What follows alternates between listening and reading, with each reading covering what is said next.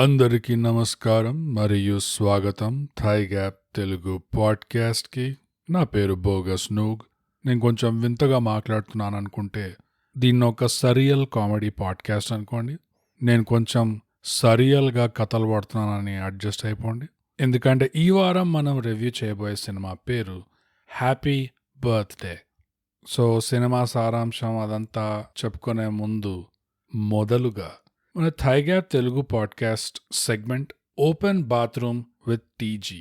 ఈసారి మాకు బాత్రూమ్ గోడల మీద బరికింది ఎం పేరు, కొంచెం ప్రైవసీకి షార్ట్ చేశాము. సో ఏం రాస్తుంది అంటే సన్ ఆఫ్ ఇండియా ఇంకా సర్కార్ వారి పాట రివ్యూస్ రెండు బాగా ఎంజాయ్ చేసిందని రాసింది. అండ్ నవ్వి చచ్చిపోతే రెస్పాన్సిబిలిటీ ఎవరిది అని మమ్మల్ని క్వశ్చన్ చేస్తుంది. ఇది కూడా ఒక వింత సైకలాజికల్ ట్రెండ్ ఒకటి కనిపిస్తుంది, ప్యాటర్న్ కనిపిస్తుంది థై గ్యాపర్స్లో. ఇట్లా నవ్వి చచ్చిపోతే రెస్పాన్సిబిలిటీ ఎవరిది అని ఒకరు, మమ్మల్ని నవ్వి చంపేయండి అని ఇంకొకరు, పొట్ట పగిలే అంత నవ్వాను అని ఇంకొకరు. థై గ్యాపర్స్కి ఒక నవ్వుతో పెయిన్కైనా లేకపోతే సావుకైనా ఏదో ఒక రిలేషన్ పెట్టే టెండెన్సీ ఎందుకు ఉంది అని ఆలోచిస్తున్నాం ఇక్కడ. నవ్వుకి నొప్పికి కనెక్షన్ ఏంది, నవ్వుకి సావుకి కనెక్షన్ అయింది. ఈ కనెక్షన్లు పెట్టడం నార్మలేనా, లేదా థై గ్యాపర్స్ కొంచెం ట్విస్టెడ్గా ఉన్నారా? ఏం జరుగుతుంది ఇక్కడ? కానీ ఎం లాగానే మీరు కూడా మాకు ఏదైనా మెసేజ్ రాసి పెట్టాలి అంటే మీరు మా సోషల్స్కి అర్జెంట్గా ఫాలో అయ్యి ఆ మెసేజ్ పంపొచ్చు. ట్విట్టర్లో మేము @thigap, ఇన్స్టాగ్రామ్లో @_thigap, మా ఈమెయిల్ వచ్చి mindthigap@gmail.com. కానీ మీరు అనుకుంటుండొచ్చు, ఈ పాడ్కాస్ట్ నేను ఇంకా ఎట్లా సపోర్ట్ చేయాలి? డోంట్ వరీ, మీరు ఎక్కడైతే ఈ పాడ్కాస్ట్ వింటున్నారో అక్కడ రేటింగ్ ఇచ్చే సిస్టమ్ ఉంటే ఒక రేటింగ్ యాడ్ చేయండి. మీకు ఏ రేటింగ్ కరెక్ట్ అనిపిస్తే ఆ రేటింగ్ యాడ్ చేయండి, నో ప్రాబ్లం. కానీ మీ ఫీడ్బ్యాక్ ఇంపార్టెంట్ కాబట్టి ఇవ్వండి. ఇంకా మీరు యాపిల్ పాడ్కాస్ట్లో వింటారు అంటే యాపిల్లో కామెంట్ వదిలే ఆప్షన్ కూడా ఉంది. సో మీరు ఎక్కడైతే వింటున్నారో అక్కడ కామెంట్ కూడా పెట్టచ్చు. అంటే తప్పకుండా మీ ఫీడ్బ్యాక్ కామెంట్ కూడా ఒక రాసి పెట్టండి. మీకు ఎలా అనిపిస్తే అది రాయండి, అది కూడా పాడ్కాస్ట్ని సపోర్ట్ చేసినట్టే ఉంటుంది. యాపిల్ యూజర్స్ ఎవరైనా ఉంటే యాపిల్ పాడ్కాస్ట్లో అయినా ఐట్యూన్స్లో అయినా కొంచెం కామెంట్ అయినా రేటింగ్ అయినా మీ ఫీడ్బ్యాక్ యాడ్ చేయండి. కొంచెం సున్సాన్ పడుంది, బంజర్ జమీన్ ఉందాడ. ప్రస్తుతానికి అదే కొంచెం పెద్ద హెల్ప్ అయిపోతుంది. Thank you. Open bathroom with టీజీలో ఇంకో బరకడం, ఇంకో అనౌన్స్మెంట్. ఇది ఆడియన్స్ ఇంటరాక్షన్ కాదు, ఒక అనౌన్స్మెంట్. ఇది థై గ్యాప్ తెలుగు పాడ్కాస్ట్ అంటే ఈ పాడ్కాస్ట్ నుంచి నేను అంటే బోగస్ నూగ్ ఒక కొలాబ్ చేశాను రీసెంట్గా. టాలీవుడ్ కబుర్లు అనే ఒక తెలుగు పాడ్కాస్ట్ ఉంది సినిమాల మీద. దాన్ని హోస్ట్ చేసేది తేజారావు. అది మీకు అన్ని ప్లాట్ఫామ్స్లో దొరుకుతుంది ఆ పాడ్కాస్ట్. ఈ ఎపిసోడ్ డిస్క్రిప్షన్లో కూడా నేను ఒక లింక్ పెడతాను. సో నేను టాలీవుడ్ కబుర్లు అనే పాడ్కాస్ట్లో రీసెంట్గా కొలాబ్ చేశాను తేజాతో. ఓటీటీస్ వల్ల సీనరీ మీద ఎంత ఇంపాక్ట్ వచ్చింది, ఎలా ఇంపాక్ట్ వచ్చింది థియేటర్ బిజినెస్కి, ఇంకా ఈ చేంజ్ అనేదైతే ఉందో, ఈ ట్రాన్సిషన్ ఏదైతే ఉందో అది ఫిల్మ్ మేకర్స్ సైడ్ ఎట్లా ఇంపాక్ట్ అని కనిపిస్తుంది, ఆడియన్స్ వైపు ఎలా ఇంపాక్ట్ కనిపిస్తుంది, ఇంకా ఈ ఫిల్మ్ మేకర్స్కి ఇంకా ఓటీటీ ప్రొవైడర్స్ మధ్యలో బిజినెస్ మోడల్ ఏదైతే ఉందో అది ఎలా ఉంది ప్రస్తుతానికి, అండ్ అది రెండు సైడ్స్ కి ఎంత ఫేర్ గా ఉంది అని ఇలా కొన్ని ఇంట్రెస్టింగ్ టాపిక్స్ మీద నేను తేజాతో డిస్కస్ చేయడం జరిగింది. మీరు తప్పకుండా టాలీవుడ్ కబూర్లు పాడ్కాస్ట్ వినండి. ఈ ఎపిసోడ్ థై గ్యాప్ ట్యూస్డే లాగానే ట్యూస్డే రోజు రాబోతుంది. సో ట్యూస్డే సాయంత్రం అయినా రాత్రి కల్లా అయినా మీకు ఈ ఎపిసోడ్ దొరకాలి అన్ని ప్లాట్ఫామ్స్లో. తప్పకుండా విని మీ ఫీడ్బ్యాక్ చెప్పండి. ఈదర్ టాలీవుడ్ కబూర్లు తేజాకైనా పంపండి ఫీడ్బ్యాక్ ఏమైనా ఉంటే, లేదా మా సోషల్స్కైనా రాసి చెప్పండి. ఓకే, సో ఇంతటితో open bathroom with TG segment సమాప్తం. ఇప్పుడు మనం వచ్చేద్దాం హ్యాపీ బర్త్డే సినిమా సారాంశానికి.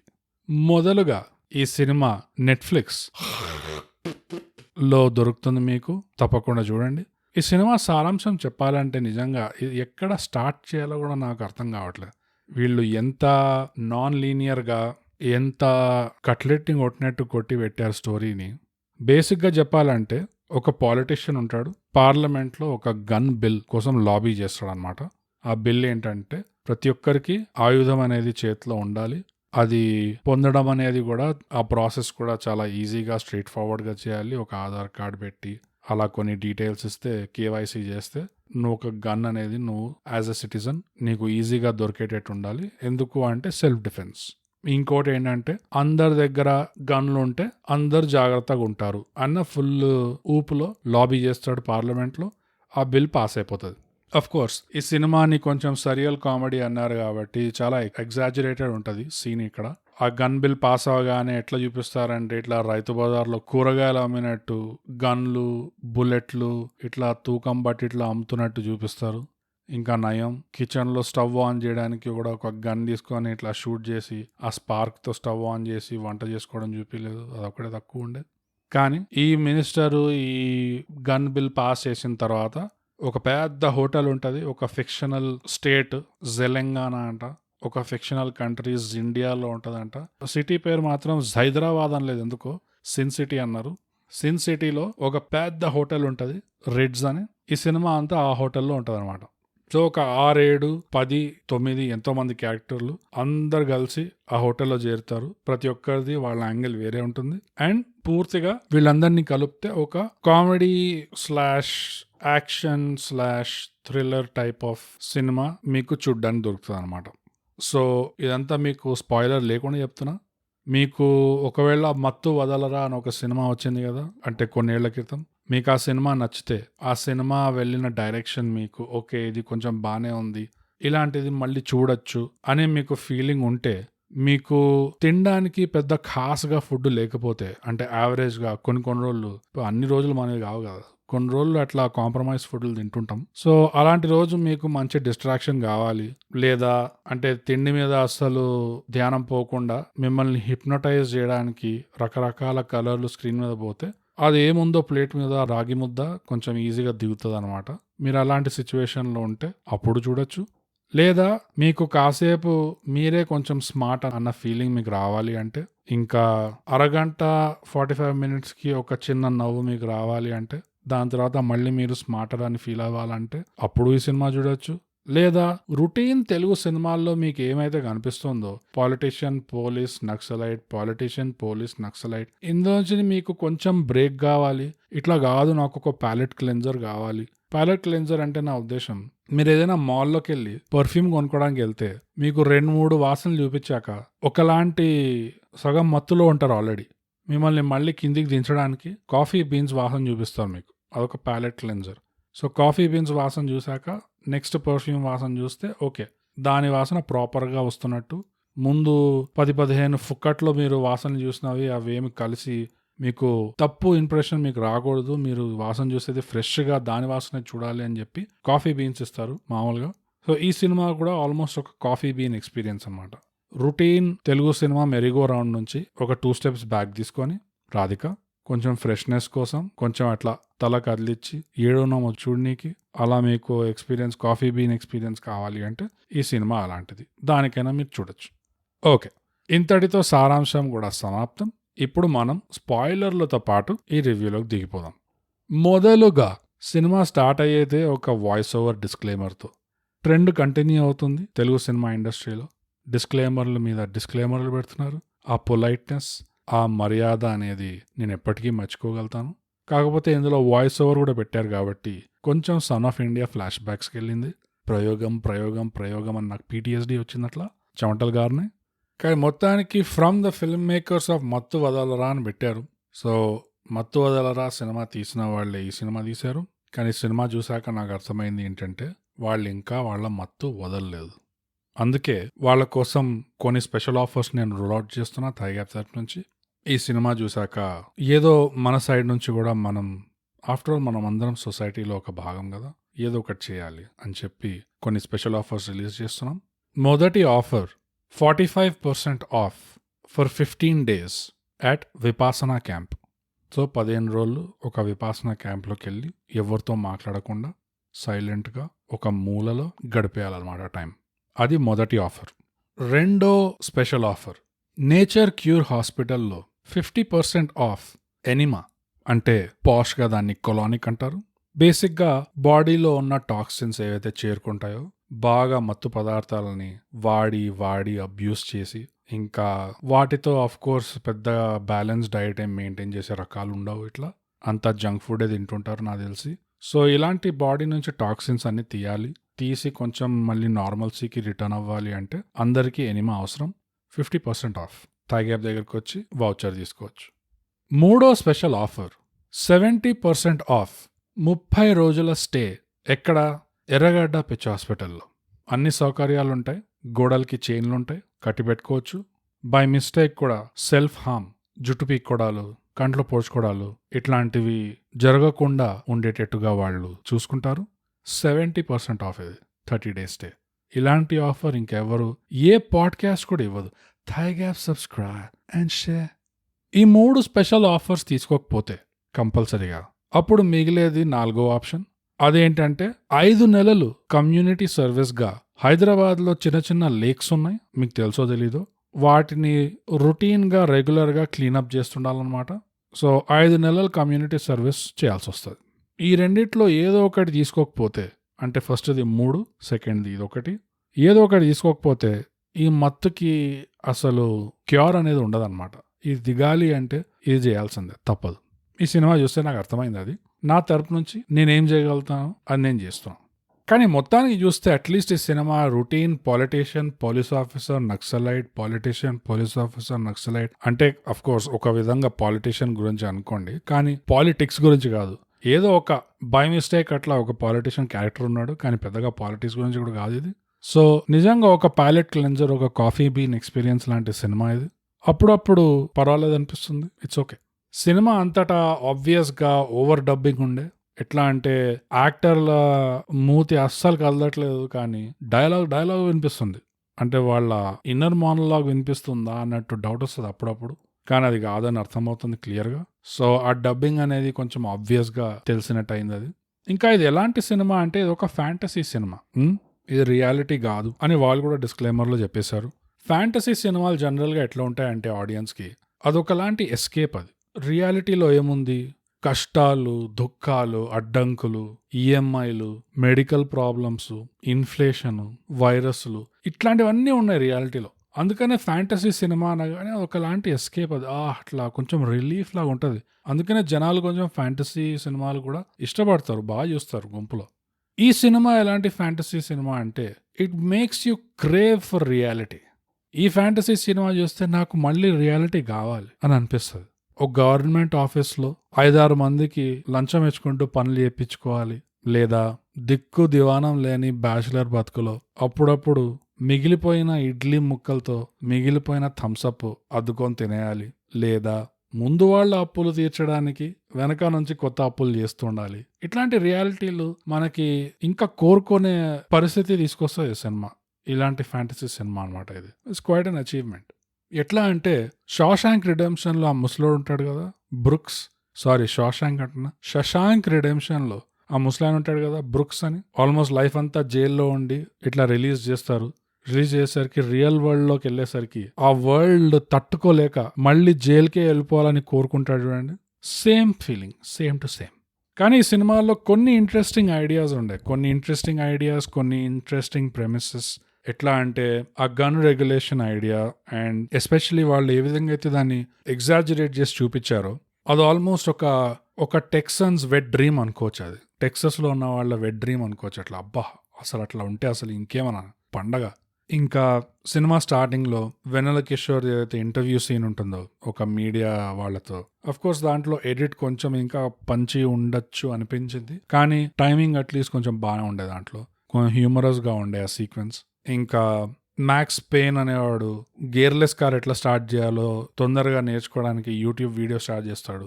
అందులో వాడు టిపికల్ క్లిక్ బేట్ టైటిల్ పెట్టి వీడియో స్టార్ట్ అవగానే గేర్ కార్ కాదు అసలు కార్ ఏంది, అసలు కార్ కాదు అసలు చక్రమైంది, అక్కడి నుంచి స్టార్ట్ చేస్తాడు అండి. అదొకటి. ఇంకా ఈ హ్యాపీ, ఇంకా ఇంకో ఈ ట్విన్ సిస్టర్స్ వాళ్ళ ఫ్లాష్ బ్యాక్ మోంటాజ్ సీక్వెన్స్ ఒకటి ఉంటుంది. ఆ మోంటాజ్ సీక్వెన్స్ అది కామిక్ స్టైల్లో చూపించడమే కాకుండా దాని వాయిస్ ఓవర్ నరేషన్ కూడా అయితే ఎట్లా చేశారో అదొకటి, అది బాగుండే. ఇంకా ఈ అంకల్ ఫిక్సెడ్ క్యారెక్టర్ వెన్నెల కిషోర్కి ఒక మోనోలాగ్ ఇస్తాడు చూడండి, డైలాగ్ తర్వాత డైలాగ్ లాస్ట్లో. ఈ కొన్ని సీక్వెన్సెస్, ఈ కొన్ని ఐడియాస్ ఏదైతే ఉండనో ఐసోలేటెడ్గా ఈ సినిమాలో యాక్చువల్గా మంచి ఐడియాస్ అనిపించాయి నాకు. అండ్ ఇవి కొంచెం ఐసోలేటెడ్గా బాగుండే, కొంచెం ప్రామిస్ ఉండే వాటిలో ఒక రైటింగ్ పరంగా ఆలోచిస్తే. కానీ మత్తు వదలరా తర్వాత నేను రత్న ఇంకా రాకీని మళ్ళీ ఎంతైతే చూద్దాం అనుకున్నానో, ఈ సినిమాలో వాళ్ళు కూడా ఈ సినిమాని సేవ్ చేయలేకపోయారు అసలు. వాళ్ళది కూడా కొంచెం డిసప్పాయింటింగ్ అనిపించింది. మత్తు వదలరాలో ఎంతైతే బాగుండనో వాళ్ళ బీ ట్రాక్, ఈ సినిమాలో లాస్ట్ సెకండ్ హాఫ్ లో ఎండింగ్ దగ్గర వచ్చే సీన్ ఏదైతే ఉంటుందో రత్న ఇంకా రాకీది, వాడిని నేను రాకీ ఎందుకు అంటా అంటే ఇప్పుడు దాకా ఆ క్యారెక్టర్కి పేరే పెట్టలేదు, ఏమండి ఏమండి అంటుంది. So for simplicity sake thai gap review cinematic universe లో అతని పేరు రాకీ. సో ఆ లాస్ట్ సీక్వెన్స్ దాకా ఎక్కడైతే నాకు తెలిసి రత్న ఊ అంటావా ఆ అంటావా పాట పాడుతుందో, అక్కడ దాకా వాళ్ళు ఏదైతే చేస్తారో ఆ హోటల్లో రూమ్ లోపల ఈ స్నైపర్ శామ్ ఇట్లా చూస్తుంటాడు, అదంతా ఆ ఫనీ లేకుండే ఆ సీక్వెన్స్ వాళ్ళిద్దరిది. ఏదో అట్లా టైం పాస్ చేస్తున్నట్టు ఉండే. ఎండ్కి వచ్చేసరికి వాళ్ళిద్దరిది మళ్ళీ ఆ కామెడీ వచ్చింది. ఎప్పుడైతే రాకీ వీప్లో బుల్లెట్లు దిగుతాయో అప్పుడు కొంచెం ఫనీ అనిపించింది. వాళ్ళ హోల్ స్పెషాలిటీయే రాకీ సావబోతూ సావకుండా సాగదీస్తుంటాడు.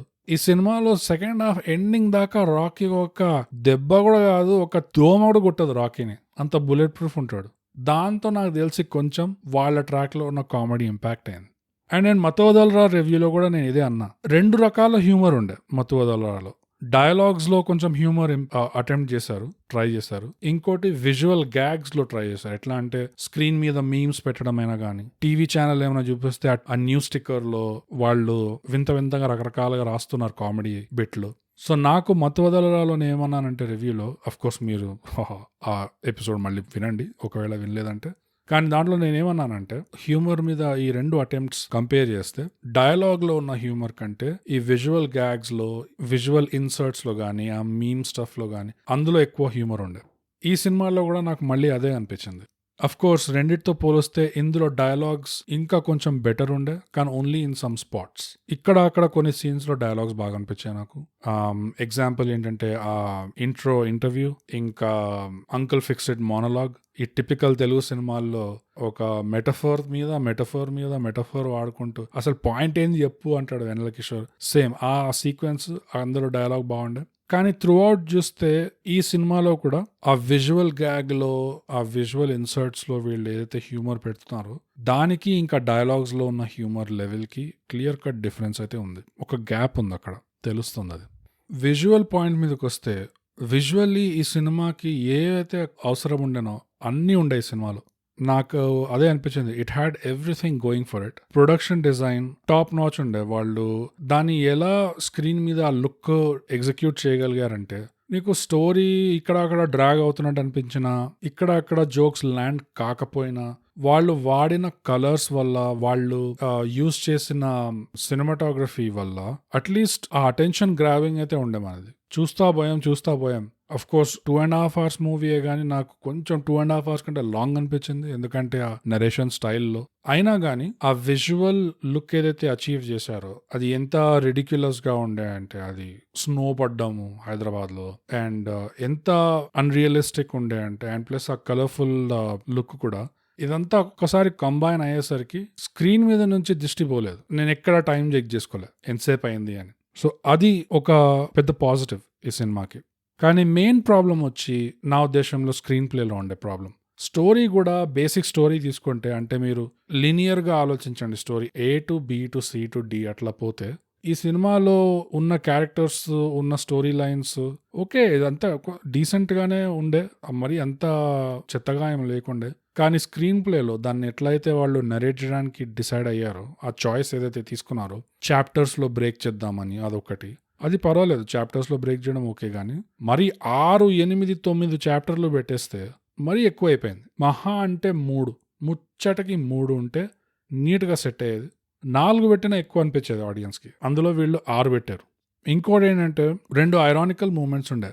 ఐరనీ ఏంటంటే, ఒకటి ఒక విజువల్ గ్యాగ్ కింద చెకాఫ్స్ గన్ అని వాడారు, అది నాకు ఫన్నీ అనిపించింది. అది ఒక గన్ స్టోర్ లాగా వాడారో, అది ఎట్లా వాడారో నాకు గుర్తు రావట్లేదు. కానీ చెకాఫ్స్ గన్ అనేది, ఒకవేళ ఎవరికైనా తెలియకపోతే, అదొక స్టోరీ టెల్లింగ్ డివైస్. అది రష్యన్ ప్లే రైట్, ఒక ఫేమస్ ప్లే రైట్ ఉండే ఆంటాన్ చెకావ్ అని. షార్ట్ స్టోరీస్ ఇంకా థియేట్రికల్ ప్లేస్ ఇవన్నీ రాసేవాడు. సో ఈ డివైస్, ఈ టెక్నిక్ అనేది ఆయన దగ్గర నుంచి వస్తుంది అనమాట. బేసిక్గా చెప్పడం ఏంటంటే, ఒక స్టోరీలో ఎప్పుడైనా ఏ పాయింట్లో అయినా నువ్వు జస్ట్ ఒక గన్ అయినా ఒక ఆయుధమైనా అలా చూపించి వదిలేవంటే ఆ స్టోరీ పూర్తయ్యే లోపల ఎవడో ఒకడు ఆ గన్ని కాల్చాలి, ఎవడో ఒకడు ఆ ఆయుధాన్ని వాడాలి బేసిక్గా. దాని అర్థాలు మీరు ఎట్లయినా తీసుకోవచ్చు. అదొక రూల్ లాగా తీసుకోవచ్చు, లేదా ఒక టైం బాంబ్ని చూపించడము, లేకపోతే ఒక గన్ని చూపించడము, ఈ ఇంట్లో ఈ డ్రాలో ఒక గన్ ఉంది అన్నట్ల ముందే చూపించి వదిలేయడము, అదొకలాంటి యాంటిసిపేషన్ బిల్డ్ అయ్యే టెక్నిక్ అని కూడా అనుకోవచ్చు మీరు. సో దాన్ని బేసిక్గా చెకావ్స్ గన్ అంటారు. దట్ బేసిక్ ఫండా ఏంటంటే నీకు ముందు కొంచెం ఒక ఝలక్ ఇట్లా ఇచ్చి, ఒక టీజర్ ఇట్లా ఇచ్చి, యాంటిసిపేషన్ బిల్డ్ చేపించి లాస్ట్కి క్లైమాక్స్ యాక్చువల్గా ఆ గన్ కాల్చడమో లేకపోతే ఏదో ఒకటి జరుగుతుంది, అట్లా బాంబు పేలడమో ఏదో ఒకటి. అండ్ ఇందులో చెకావ్స్ గన్ వాడారు. ఈ సినిమా స్టార్ట్ అవుతూనే గన్లు ఫైర్ అవుతూనే ఉన్నాయి. గన్లు ఫైర్ అవ్వడానికి ఎక్కడ వెయిట్ టైం లేకుండే. అది నాకు ఫన్నీ అనిపించింది. వెన్ చెకావ్స్ గన్ అనేది ఇట్స్ ఆల్ అబౌట్ ఆ వెయిటింగ్, ఆ యాంటిసిపేషన్. కానీ లిటరల్గా గన్స్ కింద చూడకపోయినా చాలా వరకు ఈ స్క్రీన్ ప్లే, ఈ నేరేషన్ ఎట్లయితే చేశారో, లాస్ట్ చాప్టర్ 6th చాప్టర్లో ఆ హోటల్ కింద ఆ వాల్ట్ ఉన్నదని మనకు అప్పుడు తెలుస్తుంది. సో ఆ హోటల్ కింద అంత పెద్ద వాల్ట్ ఉంది, ఆ వాల్ట్లో అన్ని పైసలు ఉన్నాయి. ఈ రిడ్జ్ గాడివి, ఈ వెన్నెల కిషోర్ క్యారెక్టర్ రిడ్జ్ అని ఉంటుంది కదా, రిడ్జ్ గాడి పైసలు అన్నీ అక్కడ ఉన్నాయి అనేది ఆ విషయం మనకి అప్పటిదాకా తెలియదు. ఆల్మోస్ట్ సెకండ్ హాఫ్లో మనం వచ్చేసాం దగ్గరికి, ఎండ్ దగ్గరికి. సో ఆ తెలియకపోవడం వల్ల ఆ డబ్బు అంత ఉంది, ఆ డబ్బు మన చేతికి వస్తే మన లైఫ్ మారిపోతుంది అన్న యాంటిసిపేషన్ మీకు ఓషన్స్ 11లో ఎలాగైతే ఆ యాంటిసిపేషన్ బిల్డ్ అవుతుందో, ఆ కసినోలో ఆ వాల్ట్లో అన్ని పైసలు ఉన్నాయి, ఆ పైసల దగ్గర పోవడానికి ఎన్ని ట్రాప్స్ ఉన్నాయి ఆ వాల్ట్ బయట, ఇవన్నీ తెప్పించుకోవాలి. ఈ ప్లానింగ్ అంతా వాళ్ళు ముందు ఎందుకు చెప్తారంటే మనకు యాంటిసిపేషన్ బిల్డ్ అవుతుందని. ఇందులో సెకండ్ హాఫ్లో ఎండ్ దాకా మనకు అసలు వాల్ట్ ఉన్నదనే తెలియదు. సడన్గా ఇట్లా వాల్ట్ చూసేసరికి మనకి ఓకే ఇప్పుడు ఇది కూడా ఉందా అనుకుంటాం. కానీ అక్కడ డబ్బు ఉంది, అంత డబ్బు ఉంది హోటల్ కింద అన్న విషయం అస్సలు తెలియకపోవడం అనేది దానివల్ల యాంటిసిపేషన్ బిల్డ్ కాలేదు. సో చెకావ్స్ గన్ వర్క్ కాలేదు అక్కడ ఆ సీన్లో. ఆ డబ్బుని దొంగిలించే అటెంప్ట్ కూడా ఉంది అనే ఝలక్ కూడా మనకు తగలలేదు. ఇంకో యాంటిసిపేషన్ పోయింది. దాన్ని వాళ్ళు ఎవరైనా ప్లాన్ చేస్తున్నారా, వాళ్ళు ఎలా అనుకొని ప్లాన్ చేశారు, అది ఎలా తిరగబడింది అన్న ఇది కూడా లేకుండే. దానివల్ల సెకండ్ హాఫ్ దాకా ఈ హ్యాపీ అనే అమ్మాయి తన మోటివేషన్ ఏందో మనకు క్లియర్గా లేదు. యాజ్ అన్ ఆడియన్స్ ఏం చేస్తుంది ఆ హోటల్లో, ఇక్కడ నుంచి అక్కడ నుంచి ఇక్కడ పోతూనే ఉంది, కానీ ఎందుకు పోతుంది, ఏం బీగుతుంది అనేది మనకు క్లారిటీ లేదు అసలు.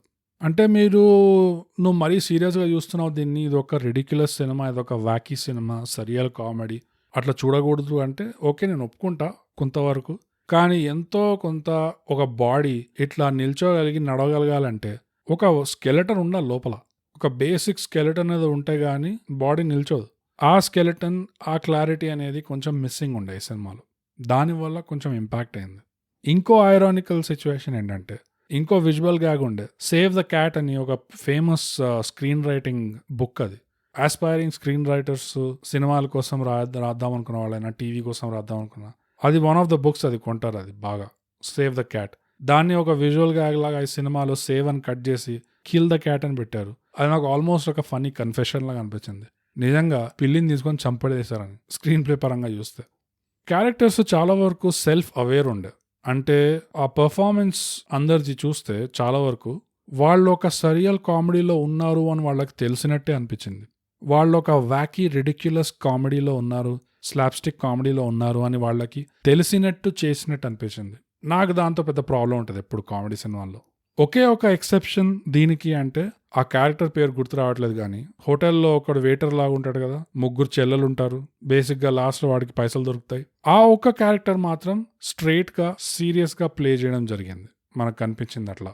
మిగతా వాళ్ళందరూ ఆల్మోస్ట్ వాళ్ళు ఒక వాకీ సినిమాలో ఉన్నారని వాళ్ళకి తెలిసే చేస్తున్నట్టు చేశారు. అది యాక్టింగ్ వల్ల అయినా అయ్యుండొచ్చు, లేకపోతే డైరెక్షన్ వల్ల అయినా అయ్యుండొచ్చు. ఇద్దరు ముగ్గురులో అయితే యాక్టింగ్ అనుకోవచ్చు. దాదాపు అందరిలో అట్లా అనిపిస్తే అది డైరెక్షన్ వైపే పోతుంది, గన్ అక్కడ పాయింట్ అవుతుంది బేసిక్గా.